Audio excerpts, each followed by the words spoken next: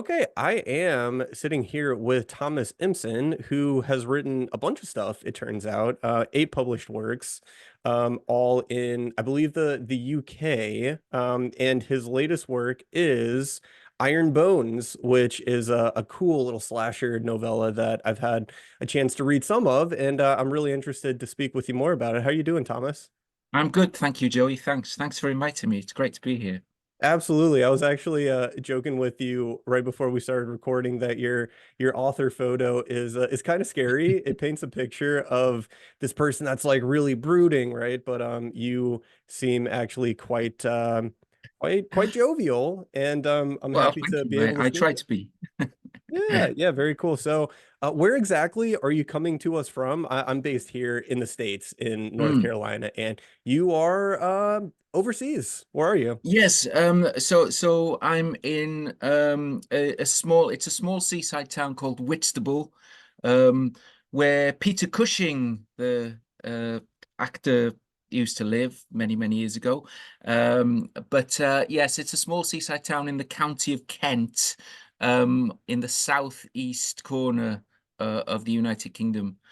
So that's where I'm coming to you from, yes, where it's still bright and cold today. So. Very cool. Yes, we're about I think 5 hours, maybe more apart right now. Yes, So five so hours. Yeah. coordinating this was a little bit difficult, but Yeah. obviously, I wanted to make sure we were able to talk because like I said, I have read some of Iron Bones, and I know you're a very skilled horror thriller writer. Well, Um thank you. Thank you. That's kind. yeah, so could you talk a little bit about your published works, maybe sort of your progression as an author getting to this point now? Sure, yes. Well, you mentioned that I've had eight published novels, and yes, that's right. The first one in 2008 was Maneater, which was a werewolf novel, and then there's a sequel to that called Prey. Then there's also three. There's a vampire trilogy called Skarlet, Crimson, and Cardinal. And then a zombie novel, of course. All horror authors want to write a zombie novel called Zombie Of course. Britannica. And then there's Pariah, which is kind of a Jack the Ripper kind of novel set in the modern day. Pandemonium Road is a novella. And then I've self-published The Trees, which is a collection of short stories. Ironbones, of course, as you mentioned, and also a non-fiction book called How to Write a Novel in 6 Months, which is sort of a guide to aspiring authors, really, who sort of would sort of like to write a novel, and it's based on my sort of experience of writing these novels. So yeah, so those are my books.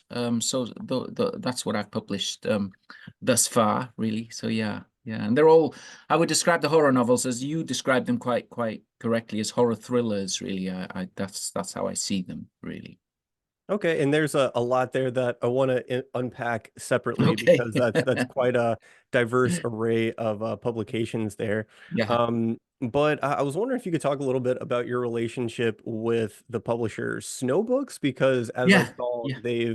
I believe you've published all of your eight novels with them. Is that correct? I did publish the initial eight novels with Snowbooks, and it was great. I mean, because when I wrote the first one, Maneater, I think like all authors, you're thinking, where am I going to send this? And and obviously, I was quite careful. I was looking for somebody who published horror, and it's quite niche horror. I think back then, sort of. I think a lot of the traditional big publishers were moving away from it a little bit. So I went into a bookshop and looked through, found the horror section, and I found a book by an American horror writer called David Wellington. Don't know, you might have heard of him. It was called Monster Island, and it was published by Snowbooks. There was a little snowdrop symbol there. So I thought, okay, they publish horror, fine. So I had about 10,000 words clean of Maneater, and I sent it to them. And in a matter of hours, they said, "Oh, we really like this. Can we see the rest of it?" So that was great. And yeah, so they took that, and then they said, "What else have you got?" And I said, obviously, as everyone says, I've got loads when you don't. Um, and and I signed the 8 book deal with them, which was great. Now it's not, people might think, wow, that must be loads of money. It wasn't lots of money. Snowbooks are a small independent publisher, and sort of most authors don't make lots of money, but it was nice. It was, it was. I felt very fortunate to have that security of being published constantly, which is, and traditionally as well. And Snowbooks were excellent at. We have a big bookshop here, Waterstones. You might have heard of it. I have, yeah. It's yeah. So they could get your books on the tables at Waterstones. So when you walk in, there's a table. So that's where all the books where people buy them off the tables, so they could get you books on the tables, which was great. So it was really good. The Snob was really good. And then obviously also, I published the 8 books, and sort of we kind of both moved on from there. But yeah, I mean, the relationship was really good, and I've got nothing but good things to say about them, and it was great. But I think sort of I was moving on to sort of doing other stuff as well. Like the non-fiction book, I really wanted to write that, really. And sort of decided to self-publish that, really, because it was small and I didn't think it was going to get published traditionally. Yeah. So yeah. Yeah, you mentioned a lot of really interesting things there, including signing a multi-book deal, which Yeah. that's kind of the dream. In fact, the scenario you laid out is pretty much every author's dream scenario, right? You contact Yeah. a publisher and they're like, we want all of it, you know? Yeah. Yeah.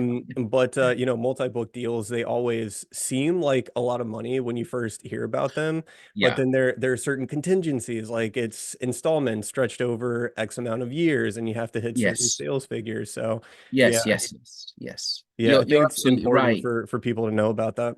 It's important to people, we know. I mean, I think there's a magazine called The Bookseller, which is sort of a trade magazine. And I think figures from there show that sort of only about 10% of novelists make more than, well, in sterling, in British money, £30,000 a year, which is, I don't know, about maybe $40,000 a year, something like that. So only about just under 10% make that sum. The rest make less than that. So even if you sign a deal like that, Yeah, it's there it's basically are, like an entry level job salary. yeah, Yeah. and contingencies, as you said. And one of the things that they said, well, we can't pay you loads of money on the deal, but we can guarantee that your books are going to get on the tables in these big shops. So and then and the profile raised, so it was good. It was good. So, and I was happy with that, of course. It was great, wasn't it? It was brilliant. Like I said, it's getting published, isn't it? That people Mhm. that people want. And I was getting published, and I was getting published, uh, almost twice a year, so Yeah, it that's was great. really good. Yeah, Yeah. Well, yeah, you mentioned your nonfiction work, you mentioned yeah, self-publishing short story yeah. collections. What was the process like for you doing self-publishing for your short stories? Okay, so yeah, so the short stories were kind of again, it's quite hard to get short stories published unless you sort of publish in magazines and stuff. And I didn't do that. I just had a pile of short stories. I'm not a prolific short story writer, actually, but I sort of put some short stories together, and I thought, oh, I'll just self-publish them. And back then, I was naive, and I'm still pretty naive about self-publishing, and I'm still learning, and I think it's self-publishing is quite exciting now, actually. There's I know a few authors who've chosen to self-publish as opposed to traditionally publish, so I think it's quite exciting. And when I did it with a book with the trees, and how to write a novel as well, I didn't know much about it. But I think it was just a way of just getting stuff out there, again. Because I didn't send those to any kind of publisher. I didn't send them to Snowbooks or anything like that. Man, our deal was over, so sort of I think I was moving on anyway. I didn't want to be writing 2 books a year again, because I'd agreed to do that as part of the deal, and that was quite hard. So So yeah, I think the trees as well. The trees, if anybody, I think the trees is kind of an entry point to my work. If people haven't read my work, because they can get a copy of the trees free from my website if you sign up to my newsletter. So it's kind of a way to get, a taster of what I do. And if you like it, well, then you could move on and get the books. But if you don't, it hasn't cost you anything, kind of thing. But it sort of gives you a taste of this kind of stuff that I do, really. Yeah. Absolutely. So I'm doing the math in my head here. You said two books a year.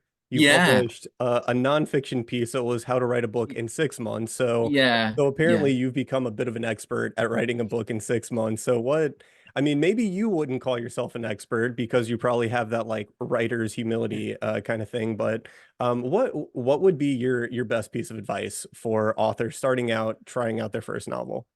Okay. Well, I think the most, I always say there's only two rules to writing, right? And the first and most important one is finish it.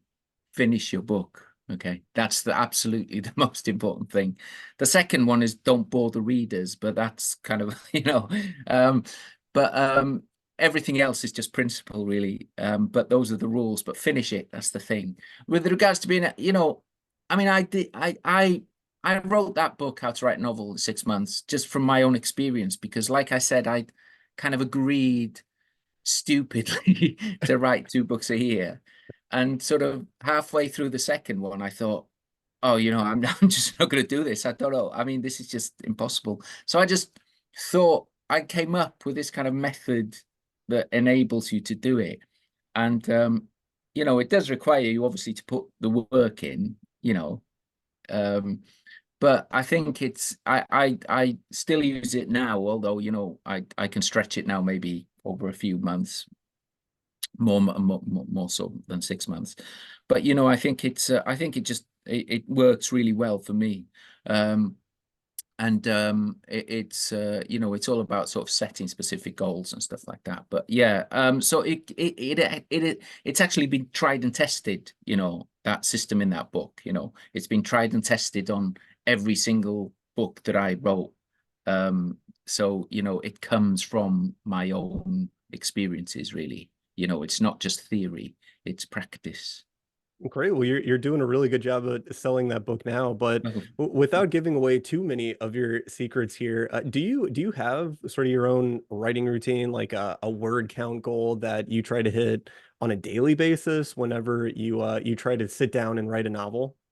Okay, that's great. I mean, it's not secret, and I'm really happy to share. Uh, but what I do is that it's very interesting that you mentioned daily word goal there, because I think what I found, and you do get this advice all the time, try and write every day, But if you're starting out and you've got a job, you've got a job, you've got family, it's really hard to do that. And I found it really hard. And Monday, I'd say, right, I'm going to write every day. I wrote 1,000 words on Monday. Then Tuesday, something came up and I couldn't work, couldn't write. So then I'm, dejected again and, Yeah, start you put a again. lot of pressure on yourself, right? Yeah, If you don't hit you it, people yeah. do, people do. And I think this writing every day idea just puts a lot of pressure on people. So what I did, I set myself weekly goals instead of daily goals. So personally for writing the books, I set myself like about 8 to 10,000 words a week. Okay. But you don't have to do that. It can be any number. And if you set yourself weekly goals, I found that it doesn't matter if you miss a day, so long as you kind of catch up and hit those goals and make them obviously realistic. I mean, the book sort of says, it's a 50,000 word novel in sort of in 6 months. So, 5,000 words a week, I sort of suggest, but it can be anything you want. So yeah, weekly goals it just works so much better. And if I did miss a day or two sometimes, it didn't matter. You know, I found myself catching up and I found myself being able to plan what I was doing, if I knew something was coming up that I would miss a day's writing, I knew that I could catch up, the following day or the day after. So yeah, weekly goals. That is the core kind of idea behind how to write a novel in 6 months. So I would write a first draft in about 8 to 10 weeks, quickly, no stopping to correct, straight through. From an outline, I do an outline, but it doesn't matter if I wander off the outline or something. I just go with it. So that's where this idea of finish it comes, right? Finish it. Then if you've got a draft, if you've got a terrible first draft, and at least you've got something to work from, because you can't edit a blank page, as somebody told me the other day, which is true. So yeah, weekly goals. That was the kind of eureka moment for me, really. Yeah, well, that's all great advice. I know a lot of people who are at a similar stage in life as I am, where we're waking up early because we have little ones, right? And it seems like the only time you can get a good amount of writing in is in the morning before they wake up. But what happens when they start waking up earlier? And it's like, well, if you have a daily word count goal, maybe you need to sleep one day, So I think Yeah, exactly. yeah, I think Yeah, the weekly goal is really, really good advice. yeah. That's great.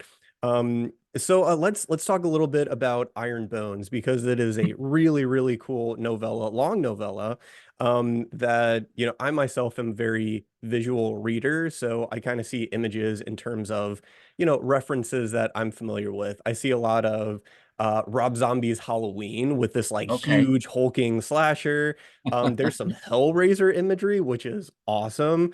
And there's some misery in there with like this rabid fan base. Mm, Where did the idea for this book come from? Because that trope of like a writer writing something that actually comes to life, it's well worn in a sense, but this is yeah. unique enough where it's really cool. So where did the idea come from? Okay, yeah, well, I first wrote it as a screenplay actually about 20 years ago. Ah, makes It sense. was Okay. for yeah, it was a short screenplay, and it was for a proposed kind of Celtic TV horror series. It was, and I was asked to contribute. It's more than 20. It's nearly 25 years ago now, isn't it? It's 2024. Right? Well, time flies. But so. I wrote it as a screenplay, half-hour screenplay, and the idea was, I think there were kind of six, stories, and Ironbones was my contribution. But like so many of these things with TV, with production, it's kind of, you know, crashed. So the script was just sitting in my desk because because I got on to writing the novels then and stuff, and it sort of sort of moved on from that. And then I actually just it was during COVID lockdowns here in the UK that I sort of dug it out, and I sort of changed it from a screenplay into a sort of novella. Um, obviously tweaks and changes and stuff like that. But yeah, that's where it came from. And as you say, it's a trope, obviously, isn't it? But so many of these things start like that, but it's what you try and do with it afterwards, really, that make it work. And I've written about vampires, which and werewolves and zombies, but it's what you try and do with it, really. Because there's nothing new under the sun, is it? But it's just sort of, different angles of approach. So yeah, so that's where it started, really. And yeah, it started as a screenplay, which interestingly that you referred to the visual aspect of it, so yeah, the images are Yeah. very important to And me. it's one thing that I love reading in books is when writers write about writers and then they have the audacity to actually write the thing that everybody loves, right? So there's Yeah, aspects of it where of course we're reading this book, but we're reading the book inside the book, yeah, yeah, yeah, which is like this hugely popular bestseller. yeah. And I love it when writers have the confidence to do that. Okay, Um, yeah. so did you draw upon any kind of personal experience with the fan base when you wrote this? No, I'm not. I'm sure, right? I'm sure subconsciously, right, Joey, that we all do that, but I didn't consciously do it at all. Because primarily when I start to write, I'm just thinking about a story and what looks good on the page, what, visuals, as you say. But of course that comes from the subconscious. So I'm sure there's something there, but I can't actually I couldn't tell you, sort of where it came from in that regard. So, but I mean, it is interesting, sort of, where you saying about sort of there's a book within a book there as well, isn't there? And there are, as you said, there are extracts from this book that she's written, and I've sort of been playing with the idea of actually writing that book as well, Yeah, do kind it. of kind of a real Iron Bones. It all becomes quite meta and weird, doesn't it? But so yeah, I've been playing with that idea as well. But yeah, maybe that would be quite an interesting game to play, really. But yeah, I mean, I don't know. I mean, everything comes from inside somehow, doesn't it? But I'm not consciously aware of that anyway. Got it. Got it. Well, I haven't gotten to the end just yet, but do you leave any room for a sequel? Is that something that you're planning on? You know what? I never planned. The only time I planned a sequel was with the Vampire trilogy. Sort of, I sort of planned one then. I planned 3 books, and it kind of I it's sort of really quite difficult, and I found it quite hard to sort of do that.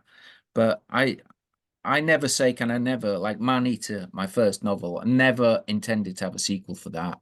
But a few books down the line, I wrote one, Prey.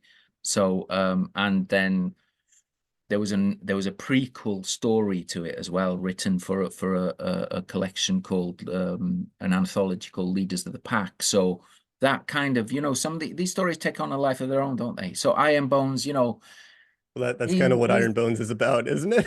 yeah, it is, isn't it? It is Yeah. exactly. So, like I say, I might play with the idea of writing a novel as, Kaz Payne, who's the author of Iron Bones. I don't know. But I always, if I get excited about characters and enjoy doing it, and I enjoyed sort of Iron Bones, writing Iron Bones, so it's always a possibility. Certainly a possibility. Yes. That's amazing. But do you intend to stay within the horror thriller space for a good little while, or do you intend to write in any other genres or subgenres moving forward? Well, I've written, I sort of, I like sort of mixing horror with other things. So horror thrillers, as you've said, um, most of what I've written so far. But I've sort of got a horror western on the go as Ooh, well, interesting. and also a horror crime novel Okay. where sort of, kind of police procedural almost, but there's horror, there's supernatural horrors that are investigating. So it's kind of, I suppose horror's always there, but I sort of, bring in, other kind of genres as well. My wife just told me before I came on, we were talking about genres, and she said something that she'd seen about a genre. It's, think about a genre as, what did she say? About a car that you steal and then you just drive it anywhere you want, kind of thing, So you can do what you want with it, really. Again, there are no rules. But yeah, no, sort of there's always horror elements, I think, in what I do. But it might be sort of a crime horror, Western horror, thriller horror, action horror, but there's always horror there. Awesome. Well, one thing I like to ask a lot of my guests is what draws them to horror because I've yet to find someone who seems like a horror person, you know what I'm saying? Someone who has like this dark cloud hovering over them, like, oh, I have this awful dark imagination, right? Usually people are really kind and nice and polite, and you definitely fit that mold. So, what do you think draws normal people, so to speak, to writing horror? Yeah, I think for me, it's a way of dealing. I think when I think about it, and I have thought about it a lot over the years, obviously, because I've talked to people, I've done these kind of podcast interviews and things, and I've thought, I think it's a way to deal with your own fears, and I think it's quite a healthy way to deal with your own fears. I mean, I know what makes me uncomfortable, and I kind of write a lot about that, and that's the kind of horror I think that is successful when I watch it. Um, and I think, if you do that, if you get things out on paper or on screen, I think that's probably quite good psychologically for you, rather than keeping it all inside. So, like you said, you know, and I've been at World Horror Conferences, and you know, every single horror author there who writes terrible things on paper, they're all it's all really kind of, everybody's quite genial and jovial and friendly, and you know, um, because maybe, you know, maybe it helps to write out our fears in a way, you know. So I think that's why I'm drawn to it. And I do have, you know, a vivid imagination, and I think everybody does have an imagination really, but you know, I'm just able, and writers are able to to express that in words and, you know, in imagery. So, you know, I think it's a way, I think, to spill out everything, you know, from our heads, you know, from our fears, especially with horror. Yeah, yeah. Well, it's funny you say that everybody has a vivid imagination, right? Because I think so, yeah, of course. I do think writers, and especially horror writers, they are prone to, different imagery when it comes to their imagination. I know my wife in particular, she has very mundane, she calls them boring dreams, where she's like walking a dog or going to the store. These are the things she dreams about. Meanwhile, I have dreams that have like a three-act structure and involve me being chased by like someone with a knife. Like this is where Wow, my mind goes, you know? you've So already got the stories there okay, already. no, Brilliant. exactly. Yeah, They're all up there, you know. yeah. But no, that's really great, and I would agree with you. I think horror is a way for us to get our feeders onto paper. So, from this point forward, you said you've had 8 works published, you've done some self-publishing, you've done some nonfiction. Where do you want to see your writing career go from here? Well, I do think now, I mean, you know, the publishing industry is changing, obviously, you know, and I think self-publishing is, you know, it's quite exciting, and I see a lot of people do it, and I see a lot of authors I know personally do it and do very well at it. And so I really, and it does feel like you've got more kind of control almost, Mhm. in a way. I know you have to do more work in terms of marketing and stuff, which is, I think, my weakness. You know, it's very hard to market stuff, and that's always the thing. But you know, I feel quite excited about it, and that you can produce stuff, and you can self-publish it, and it's there kind of thing, you know. Whereas traditionally published stuff, you have to wait months and months sometimes, and you Mhm. know, I mean, it Years can sometimes, yeah. years sometimes, yeah, for them even to respond, you know. And uh it becomes more, I think it's become more and more nichey as well, you know, sort of, because I think the type of horror I write is, I'm going to use the word commercial here, in terms of the style of it, but you know, I'm not saying that it's commercial in terms of sales, obviously, you know, but it's quite commercial in terms of style, you know. It's kind of action packed, and it's, you know, sort of in your face and page turning, that Yeah, kind of stuff. in movie terms, I would call it high concept. You could describe Yeah, it really quickly to yes, somebody and they go like, "Oh, I want to read that." yes, exactly. So, you know, it's that kind of thing. So I mean, I think it's kind of, because I think the what's happening in horror, I think there's more kind of a going towards kind of a more literary feel to it sometimes, I think, you know. Although the extreme horror seems to be quite popular at the moment, which is good fun, you know.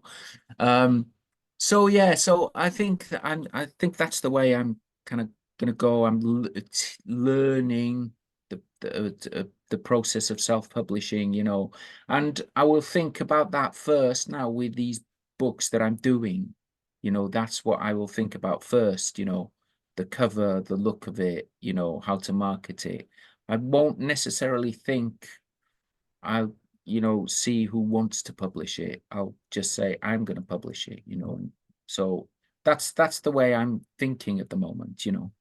Yeah, well, Um, I think that's great. I mean, we mm, are in a really weird time where self-publishing has become Uh, I mean, it's not completely simple unless you do Amazon No. KDP, which Yeah. like Yeah. if you just do Amazon KDP, your books will never be in bookstores, so Hmm. maybe don't just do Amazon KDP. Yes. But Yes. even Ingram Spark has made it a lot easier. It's not Mm. super easy, but they've made it easier to self-publish now. And I think because of the ease of self-publishing, there's so many people doing it, which means that exposure is a lot more difficult, even It for the is. even for the small Yes. presses, right? So, Yes. when you Yes. think about self-publishing, it's like, do I want someone else to have a chunk of my royalty, or do I want all of the royalty? Yeah. And Yeah. it's hard to pass that up.